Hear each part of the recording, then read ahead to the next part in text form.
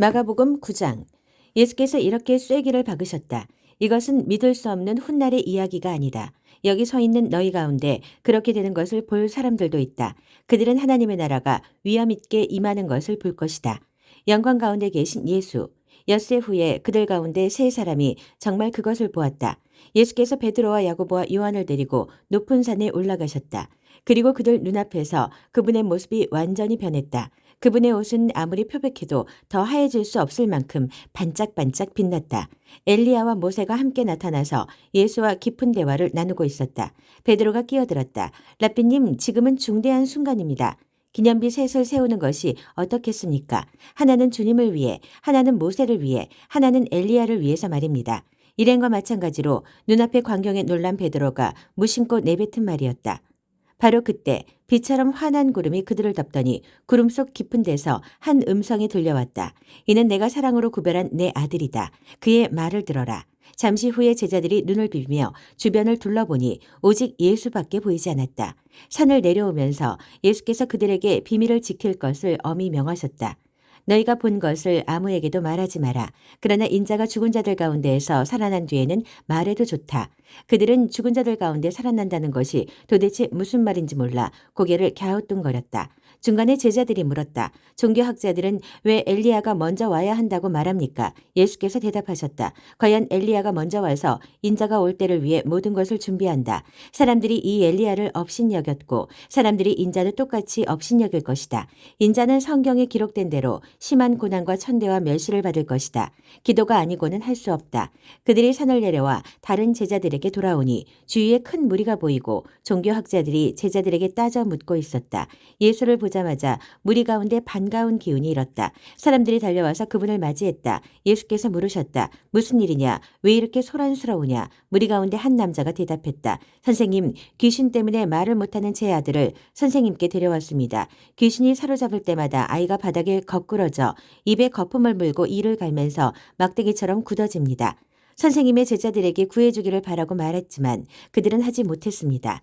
예수께서 말씀하셨다. 하나님을 모르는 이 세대여, 내가 같은 말을 몇 번이나 해야 하느냐, 얼마나 더 참아야 하느냐, 아이를 이리 데려오너라.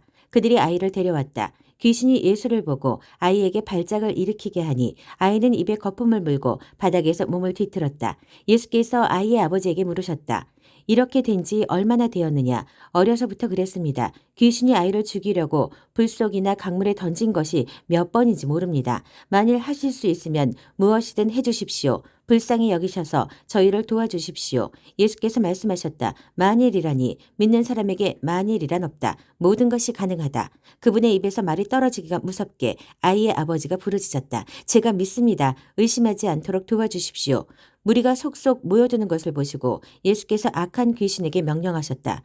벙어리에 기머거리 귀신아, 내가 네게 명한다. 아이에게서 나와 다시는 얼씬거리지 마라. 귀신은 고함을 지르고 마구 몸부림치면서 나갔다. 아이는 송장처럼 핏기가 없어졌다. 그러자 사람들이 아이가 죽었다고 말하기 시작했다. 그러나 예수께서 아이의 손을 잡아 일으키시자 아이가 일어섰다. 집에 돌아온 뒤에 제자들이 예수를 붙들고 물었다. 왜 저희는 귀신을 쫓아내지 못했습니까? 예수께서 대답하셨다. 이런 귀신은 기도가 아니고는 쫓아낼 수 없다. 그들은 거기를 떠나서 갈릴리를 지나갔다. 예수께서는 제자들을 가르치고 싶으셔서 아무에게도 일행의 행방을 알리지 않으셨다. 예수께서 그들에게 말씀하셨다. 인자는 하나님과 관계하기를 원치 않는 사람들한테 넘겨질 것이다. 그들이 인자를 죽일 것이다. 죽은 지 사흘 후에 인자는 다시 살아날 것이다. 제자들은 무슨 말씀인지 몰랐으나 묻기도 두려웠다. 하나님 나라에서 가장 큰 사람. 그들이 가버나움으로 갔다.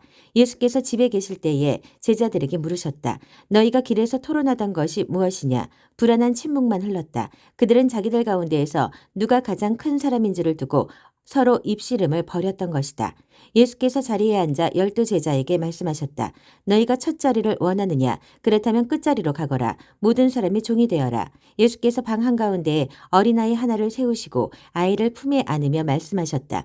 누구든지 이 아이들 가운데 하나를 나처럼 품으면 곧 나를 품는 것이고 또 나를 훨씬 넘어서서 나를 보내신 하나님을 품는 것이다. 요한이 입을 열었다. 선생님, 어떤 사람이 주님 이름으로 귀신을 쫓아내는 것을 보고 우리가 막았습니다. 그가 우리에게 속한 사람이 아니어서 그렇게 했습니다. 예수께서 기뻐하지 않으셨다. 그를 막지 마라. 내 이름으로 선하고 능력 있는 일을 하고서 바로 나를 내릴 사람은 없다. 그가 적이 아니라면 곧 우리 편이다. 누구든지 내 이름으로 너희에게 물 한 잔만 주어도 그는 우리 편이다. 하나님이 반드시 알아주실 것이다. 그러나 너희가 어린아이처럼 순진하게 믿는 이들 중에 하나를 괴롭히고 못살게 굴거나 그들의 믿음을 이용하면 너희는 곧 후회하게 될 것이다. 차라리 너희 목에 맷돌을 달고 호수 한복판에 뛰어드는 편이 낫다. 네 손이나 발이 하나님께 방해가 되거든 찍어내버려라. 손이나 발이 없더라도 살아있는 것이 두 손과 두 발을 보란듯이 가지고 영원히 불타는 용광로 속에 있는 것보다 낫다. 또 내 눈이 너를 하나님에게서 멀어지게 하거든 뽑아내버려라. 한눈으로 살아있는 것이 지옥불 속에서 2.0 시력을 발휘하는 것보다 낫다. 머지않아 모든 사람이 재련의 불 속을 지나겠지만 너희는 영원한 불꽃으로부터 보호받고 보존될 것이다. 너희는 스스로 보존하는 자가 되어라. 평화를 지키는 자가 되어라. 마가복음 10장 이혼과 간음. 예수께서 거기에서 떠나 요단강 건너편 유대 지방으로 가셨다. 매번 그러듯이 무리가 따라왔고 예수께서는 늘 하시던 대로 그들을 가르치셨다. 바리새인들이 예수를 괴롭힐 요량으로 다가와서 물었다. 남자가 아내와 이혼하는 것이 율법에 맞습니까? 예수께서 말씀하셨다. 모세가 뭐라고 명령했느냐? 그들이 대답했다. 모세는 이혼 증서를 써주고 아내와 이혼해도 된다고 허락했습니다. 예수께서 말씀하셨다. 모세는 단지 너희의 사악한 마음을 염려해서 그 명령을 기록한 것이다. 처음 창조 때부터 하나님께서는 남자와 여자를 지어 함께 있게 하셨다. 그래서 남자는 부모를 떠나 여자와 결혼하여 한 몸이 된다. 더 이상 둘이 아니라 새롭게 연합하여 한 몸을 이루는 것이다. 남자와 여자의 이 유기적인 연합은 하나님께서 창조하신 것이다. 그러니 누구도 그들을 갈라놓아서 그분의 작품을 모독해서는 안 된다. 집에 돌아와서 제자들이 다시 그 이야기를 꺼냈다. 예수께서 그들에게 단도직입적으로 말씀하셨다. 다른 여자와 결혼하려고 자기 아내와 이혼하는 남자는 아내에게 간음하는 것이다. 또한 다른 남자와 결혼하려고 자기 남편과 이혼하는 여자도 남편에게 간음하는 것이다. 사람들이 예수께서 만져주시기를 바라며 그분께 아이들을 데려왔다. 하지만 제자들이 그들을 쫓아냈다. 예수께서 노하시며 제자들에게 말씀하셨다. 이 아이들을 쫓아내지 마라. 절대로 아이들과 나 사이에 끼어서 방해하지 마라. 천국의 삶에는 이 아이들이 중심에 있다. 명심하여라. 너희가 하나님 나라를 아이처럼 단순하게 받아들이지 않으면 절대로 그 나라에 들어갈 수 없다. 그러고 나서 예수께서 아이들을 품에 안으시고 손을 얹어 축복하셨다. 부자와 하나님 나라. 예수께서 길을 나서는데 한 사람이 달려와서 정중하게 그분을 맞으며 물었다. 선하신 선생님, 제가 무엇을 해야 영원한 생명을 얻겠습니까? 예수께서 말씀하셨다. 어째서 나를 선하다고 하느냐? 오직 하나님 한 분 외에는 선하신 분이 없다. 계명에 살인하지 마라, 간음하지 마라, 도둑질하지 마라, 거짓말하지 마라, 속이지 마라, 내 부모를 공경하라 하지 않았더냐? 그가 말했다. 선생님, 그 계명들은 제가 어려서부터 다 지켰습니다. 예수께서 그의 눈을 주목하여 보시더니 그를 사랑스럽게 여기셨다. 예수께서 말씀하셨다. 하나 남은 것이 있다. 가서 내가 가진 것을 다 팔아서 가난한 사람들에게 주어라. 그러면 내 모든 부가 하늘에 쌓아두는 부가 될 것이다. 그런 다음 와서 나를 따라라. 그 사람의 얼굴이 어두워졌다. 그가 전혀 예상치 못했던 말이어서 그는 무거운 마음으로 예수를 떠나갔다. 그는 많은 것을 움켜쥐고 있었고 그것을 놓을 마음이 없었다. 예수께서 제자들을 보며 말씀하셨다. 많이 가진 사람이 하나님 나라에 들어가는 것이 얼마나 어려운지 아느냐. 제자들은 들으면서도 그 말이 믿어지지 않았다. 예수께서 계속해서 말씀하셨다. 얼마나 어려운지 너희는 상상도 못할 것이다. 내가 말하는데 부자가 하나님 나라에 들어가는 것보다 낙타가 바늘기로 지나가는 것이 더 쉽다. 그 말에 제자들이 크게 당황했다. 그러면 어느 누가 가망이 있겠습니까? 그들이 물었다. 예수께서 잘라 말씀하셨다. 너희 힘으로 해낼 수 있다고 생각하면 전혀 가망이 없다. 그러나 하나님께 맡기면 얼마든지 가능한 일이다. 베드로가 다른 시각에서 이야기를 꺼냈다. 우리는 모든 것을 버리고 주님을 따랐습니다. 예수께서 말씀하셨다. 내 말을 명심하여라. 나와 메시지 때문에 집과 형제자매와 부모와 자식과 땅과 그 어떤 것을 희생하고서 손해볼 사람은 아무도 없다. 그들은 그 모두를 받되 여러 배로 돌려받을 것이다. 다만 어려움도 함께 받을 것이다. 영원한 생명도 덤으로 받을 것이다. 다시 한번 말한다. 이것은 위대한 반전이다. 먼저였으나 나중되고 나중이었으나 먼저 될 사람이 많을 것이다. 다시 그들은 예루살렘으로 향했다. 예수께서 앞장서셨고 제자들은 적잖이 당황스럽고 두려운 마음으로 그분을 따르고 있었다. 예수께서 12 제자를 데려다가 이후에 있을 일을 되풀이해서 말씀하셨다. 내 말을 잘 들어라. 우리는 지금 예루살렘으로 올라가는 길이다. 그곳에 가면 인자는 종교 지도자와 학자들에게 넘겨질 것이다. 그들은 인자에게 사형을 선고할 것이다. 그리고 인자를 로마 사람들에게 넘겨주어 조롱하고 침뱉고 고문하고 죽일 것이다. 그러나 사흘 후에 인자는 다시 살아날 것이다.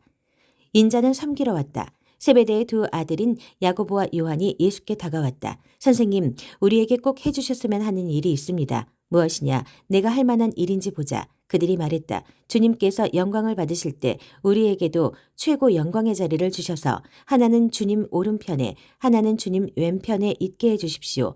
예수께서 말씀하셨다. 너희는 너희가 무엇을 구하는지 모른다. 너희는 내가 마시는 잔을 마시고 내가 받는 세례를 받을 수 있겠느냐. 그들이 말했다. 물론입니다. 왜 못하겠습니까? 예수께서 말씀하셨다. 생각해보니 너희는 과연 내가 마시는 잔을 마시고 내가 받는 세례를 받을 것이다. 그러나 영광의 자리를 주는 것은 내 소관이 아니다. 그것과 관련해서는 다른 조치가 있을 것이다. 다른 10 제자와 이 대화를 듣고 야고보와 요한에게 다른 10 제자가 이 대화를 듣고 야고보와 요한에게 분통을 터뜨렸다. 예수께서 그들을 불러놓고 바로잡아 주셨다. 하나님을 모르는 통치자들이 얼마나 위선을 부리는지 사람들이 작은 권력이라도 얻으면 거기에 얼마나 빨리 취하는지 너희는 보았다. 너희는 그래서는 안 된다. 누구든지 크고자 하면 섬기는 사람이 되어야 한다. 너희 가운데 누구든지 첫째가 되고자 하면 먼저 종이 되어야 한다. 인자가 한 일이 바로 그것이다. 인자는 섬김을 받으러 온 것이 아니라 섬기러 왔다. 포로로 사로잡힌 많은 사람들을 살리기 위해 자기 목숨을 내어주려고 왔다. 그들은 여리고에서 얼마 동안 머물렀다. 제자들과 사람들의 행렬이 뒤따르고 예수께서 그곳을 떠나시려는데 디메오의 아들인 바디메오라는 눈먼 거지가 길가에 앉아 있었다. 그는 나사렛 예수가 지나간다는 말을 듣고는 소리치기 시작했다. 다윗의 자손이신 예수여, 불쌍히 여겨주십시오. 저를 불쌍히 여겨주십시오. 많은 사람들이 그를 조용히 시키려고 했으나 그는 더 크게 소리쳤다. 다윗의 자손이여, 불쌍히 여겨주십시오. 저를 불쌍히 여겨주십시오. 예수께서 가던 길을 멈추셨다. 그를 불러오너라. 그들이 그를 불렀다. 오늘 운이 좋은 줄 알아라. 일어나거라. 예수께서 너를 부르신다. 그는 겉옷을 버려두고 즉시 일어나서 예수께 갔다. 예수께서 말씀하셨다. 내가 어떻게 해주면 좋겠느냐. 눈먼 사내가 말했다. 라삐님 보기 원합니다. 가거라. 예수께서 말씀하셨다. 내 믿음이 너를 구원했고 낫게 했다. 바로 그 순간에 그는 시력을 되찾았고 그 길로 예수를 따랐다.